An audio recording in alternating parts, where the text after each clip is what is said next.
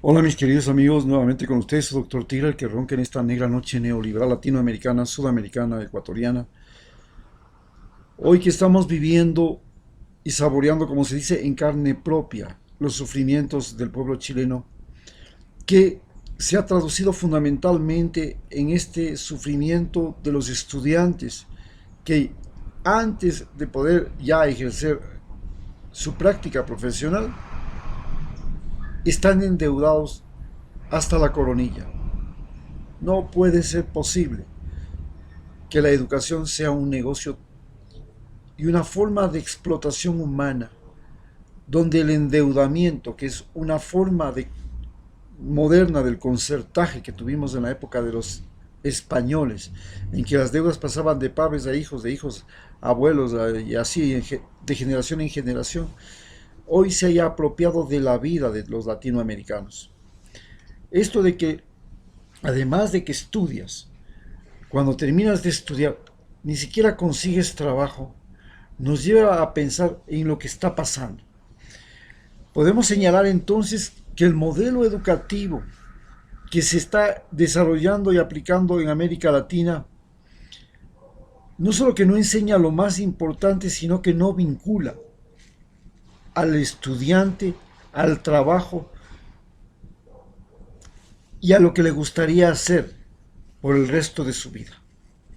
No lo vincula. Simplemente crea lo que se llama un individuo, ahora se les denomina ninis, ni trabajan ni estudian, es la mayor fábrica de ninis. Y la finalidad fundamental de la educación ha pasado a ser simplemente el tener a las personas tranquilas, dependientes de su familia, de su hogar, una forma de explotación del padre que no existía, porque antes los pescadores iban a la pesca llevando a sus niños y ya desde que son niños les ayudaban ellos a pescar y de esa manera aprendían una profesión que les serviría para toda la vida. Lo mismo pasaba con el agricultor, el campesino que les llevaba al niño a ordeñar la vaca, a trasquilar la oveja,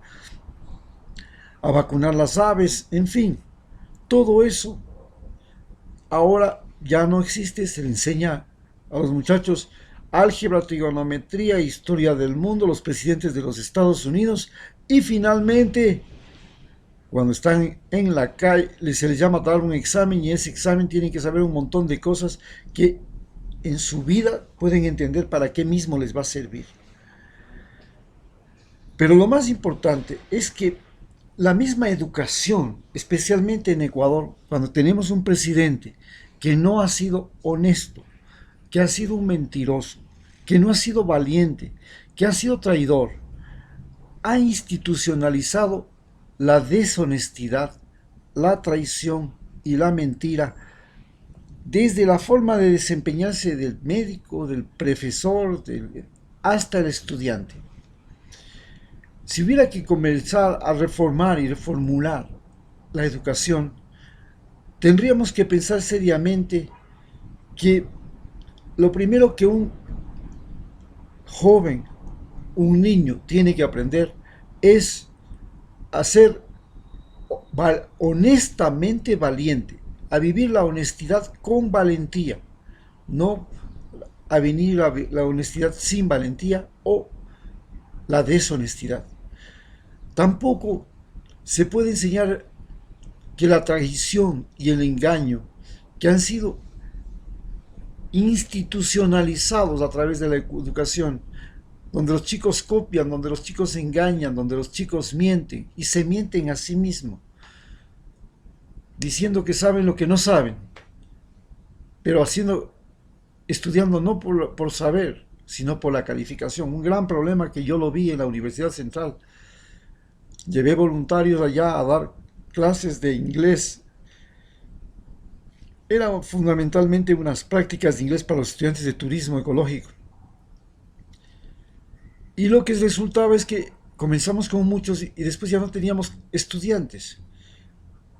Y no teníamos solamente un voluntario, teníamos muchos voluntarios, había mucha gente de ellos, había gente experta en enseñanza de inglés entre nuestros voluntarios y sin embargo los estudiantes no iban a clases, no iban a nada. ¿Por qué? Porque los estudiantes que asistían a nuestras clases no tenían ninguna calificación, solamente asistían por aprender. Y después ahí nos dimos cuenta que los estudiantes en la universidad y en el colegio no estudian para saber, estudian para sacar notas. Y para sacar notas a veces hace falta estudiar, otras veces se puede copiar, otras veces se puede engañar, lo que sea.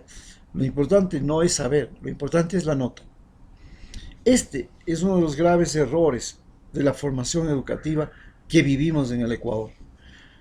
Aún recuerdo la época en que los profesores rurales subían a las escuelas unidocentes donde ellos eran amos, señores y patrones, llegaban el martes, salían el viernes, pero después de pegarse a la más perra borrachera en el pueblo y de pedir cuotas para pagar la botella de trago, para pagarse el viaje y para pagarse todo. Chantajeaban a los estudiantes y se aprovechaban hasta de las muchachas. Era parte de los beneficios del poder de ser profesor. Hoy, los estudiantes que aprenden en las universidades carecen de conciencia de sus propias habilidades y virtudes. No existe una educación en la que el profesor le enseña a descubrir al estudiante para qué es bueno. Bueno para las matemáticas, bueno para el deporte, bueno para la gramática. No, el estudiante se supone que tiene que ser bueno para todo. Finalmente, el que es bueno para todo no sirve para nada. Yo pasé por eso. Los conocimientos y sus habilidades están muy desvinculados del uso continuo de su conciencia y de sus facultades. Y esto se hace que no exista, y esto solo se puede cambiar mediante un entrenamiento permanente del muchacho para decidir por sí mismo en todo, a partir de un principio. Y ese principio que debe ser el fundamento de todo nuestro sistema educativo es que la vida es más importante que la riqueza y además que la vida es en sí la mayor riqueza del planeta. Que la vida es lo más extraordinario que ha desarrollado el universo y por eso hay que protegerla. Y cuando nosotros utilizamos la vida para alimentarnos, para mantenernos, para mejorar, para progresar, para trabajar, etcétera, etcétera, la vida propia, la vida de los animales, la vida de las plantas, hay que saber que no podemos pasarnos de la mano, no podemos sobreexplotar porque podemos llevar a la extinción. Que el ser humano es hoy la principal causa de muerte y extinción en el planeta. Y eso tenemos que tener conciencia todos los chicos que estudian en las escuelas y colegios. Y que existen potencias nucleares y países con capitalismo desbocado y en una también desbocada carrera armamentista que pueden destruir el planeta, que pueden destruirnos a nosotros y que pueden destruir a nuestro país. Y que tenemos que luchar contra esas potencias que tienen la capacidad de destruir el planeta, las potencias nucleares, contra esas potencias que tienen un capitalismo desbocado que concentra la riqueza del mundo y producen millones de dólares por minuto, sea en manos de personas o de consorcios. Pero además, tenemos que partir en la educación de la conciencia de que somos viajeros en el cosmos, es decir, somos viajeros involuntarios que nos movemos en un planeta llamado Tierra y que nos movemos ni más ni menos que a 40.000 kilómetros por hora. Pero que desde el siglo XX también somos viajeros dentro del planeta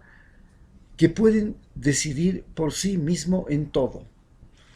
que es la gran diferencia entre los viajeros que habían en el planeta Tierra antes de que existiera el Internet, la comunicación en tiempo real y las comunicaciones que hoy manejamos y el transporte que manejamos. También tenemos que ser conscientes en la educación que no podemos permitir el neocolonialismo, que ahora le han puesto el bonito nombre de ciudadanía universal.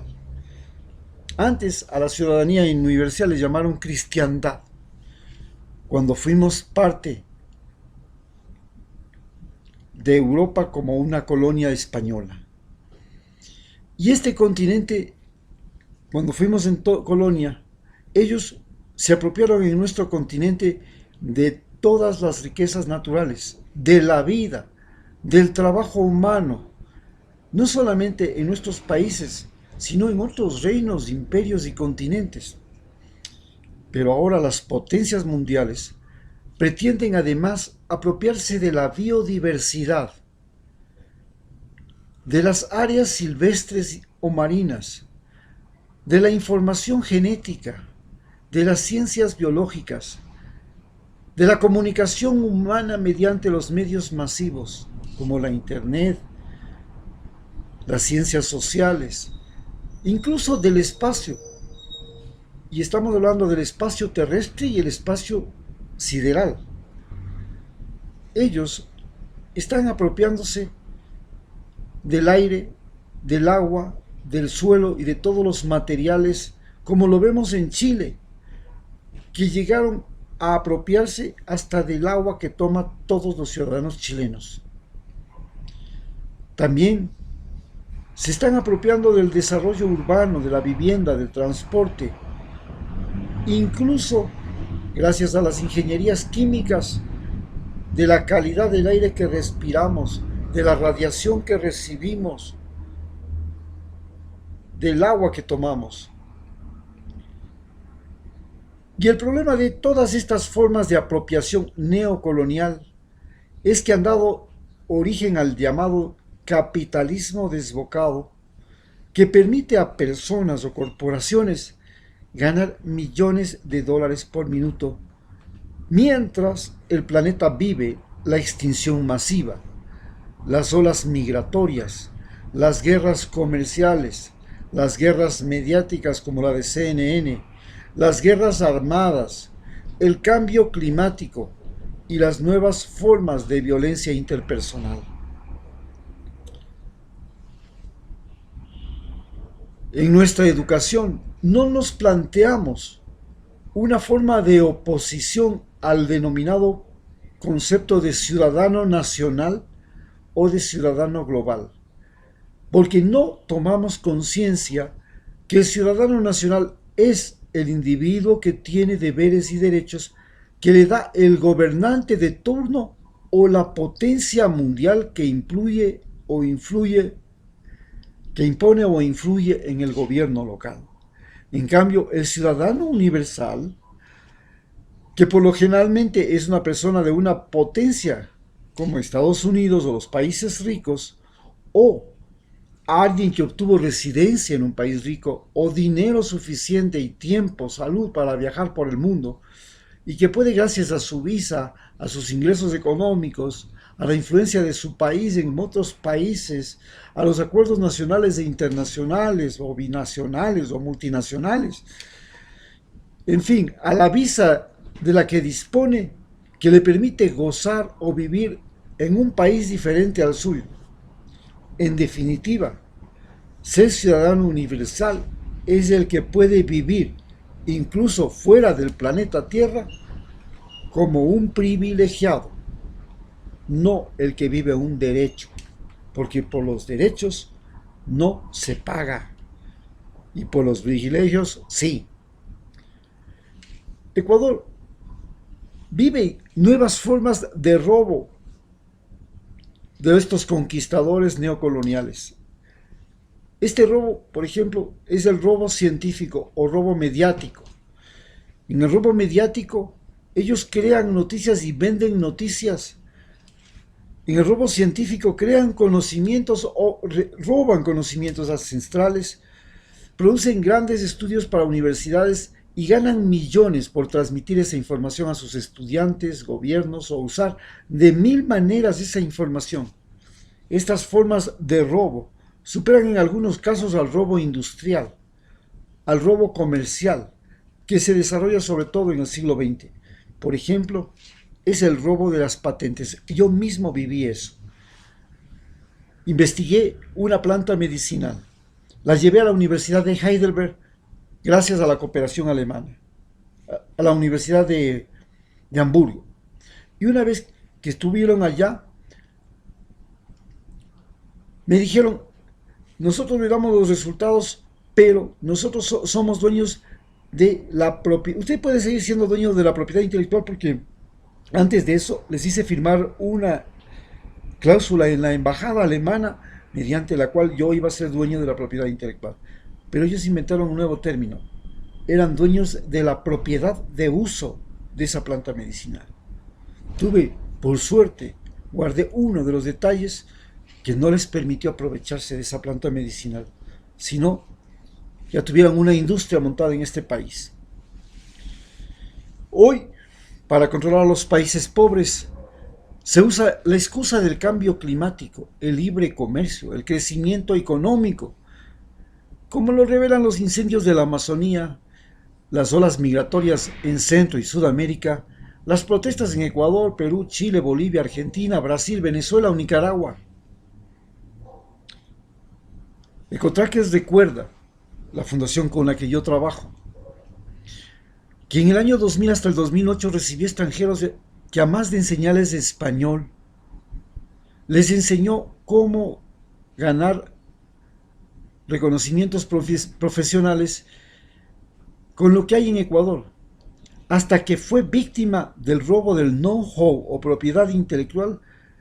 de uno de sus voluntarios, que se desempeñaba como administrador de la fundación, un europeo, que robó los profesores de español, las relaciones internacionales, las comunidades con las que se trabajaba.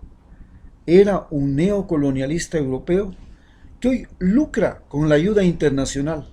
tiene voluntarios, da clases de español, procura la apropiación de la conciencia de los campesinos e indígenas, y al igual que los conquistadores españoles con la religión y sus misioneros, ofrecen a los campesinos e indígenas ya no la vida en el cielo y la felicidad en el cielo como lo ofrecían los conquistadores españoles, sino la felicidad en la tierra. Hoy, los neocolonizadores pueden ser universidades, fundaciones u organizaciones sin fines de lucro, personas locales y extranjeras con incidencia personal, que ofrecen nuevas formas de felicidad a los nativos, pero en su propio país, pues se trata también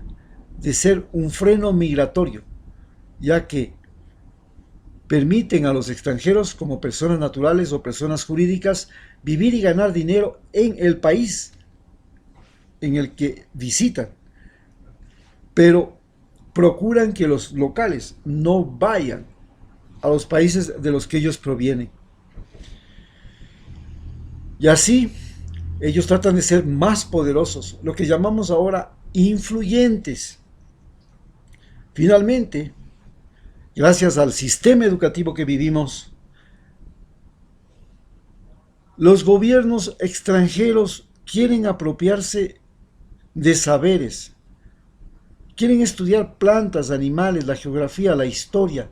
y llevarse ese conocimiento para venderlo, para transmitirlo, para utilizarlo dentro de su país y para permitir a ese país del que provienen, a la transnacional a la que sirven, al rico emprendedor con el cual están vinculados, convertirse en un nuevo conquistador del nuevo mundo. Finalmente se trata de aprovechar ese conocimiento para mantener la dependencia de nuestros países, es decir, en el caso de Ecuador, para mantenernos en el llamado patio trasero de los Estados Unidos o como neocolonia del continente europeo o de potencias que emergen en cada continente, como lo que pretende Brasil al tratar de influir en las elecciones de Argentina y Uruguay cuando el gobernante es Bolsonaro. Los neocolonizadores en Ecuador nos invadieron ya desde principios del siglo XX e invaden y nos vienen como el Cuerpo de Paz, voluntarios alemanes, voluntarios franceses, misiones evangélicas, misiones religiosas, etcétera, propietarios de bosques protegidos, incluso becarios de nuestro propio país, que terminan como altos funcionarios públicos o grandes inversionistas, comandantes del ejército, generales, pero al servicio de las embajadas extranjeras, especialmente de los Estados Unidos. Y ellos se valen incluso, como ya vuelvo a repetir, de militares e indígenas a los que les han reeducado, sea en las escuelas de las Américas, como el actual ministro de Defensa que tenemos, o en la Universidad San Francisco, como el líder indígena que era prefecto de la provincia de Zamora. Así, con fachadas de nativos o gringos, a más de formar espías, misioneros, terratenientes, mineros, propietarios, soldados en nuestro país, que son pagados, persuadidos o motivados para influir sobre indígenas, campesinos y vecinos de un lugar a favor de transnacionales, de la extracción masiva, de la mano de obra barata, del consumismo incontrolable, del regalo o la venta barata de conocimientos, del uso del entretenimiento como somnífero social, en el caso típico de Guayaquil, donde Melec y Barcelona son somníferos sociales, de los medios para manipular a poblaciones, del turismo para tratar a los ricos como reyes en tierra ajena, o simplemente para inducir, mediante redes sociales, para que se vote en las elecciones de una u otra forma, e incluso para que se hagan marchas en contra de gobiernos como lo que está pasando en Bolivia. Por el contrario, la educación debería procurar proteger la biodiversidad, la diversidad cultural, la salud de los ecuatorianos, para que este país sea un ejemplo para otros países en que los ecuatorianos son personas que diariamente aprenden a decidir por sí mismo en todo, a partir de una conciencia del beneficio mutuo entre personas del mismo lugar, del beneficio mutuo entre los seres humanos y la naturaleza con la que están conviviendo, del beneficio mutuo entre los distintos países latinoamericanos. EcoTrackers intentó, y yo personalmente procuro, formar seres humanos a través de mis charlas que ayuden a la vida en el planeta más que al enriquecimiento de alguien, o al sometimiento de seres humanos a los intereses de ricos, poderosos, transnacionales, gobiernos extranjeros, que usan la explotación humana y de la naturaleza y no la convivencia pacífica, ecológica, intercultural, inteligente y saludable entre los seres humanos. Trato de que mi país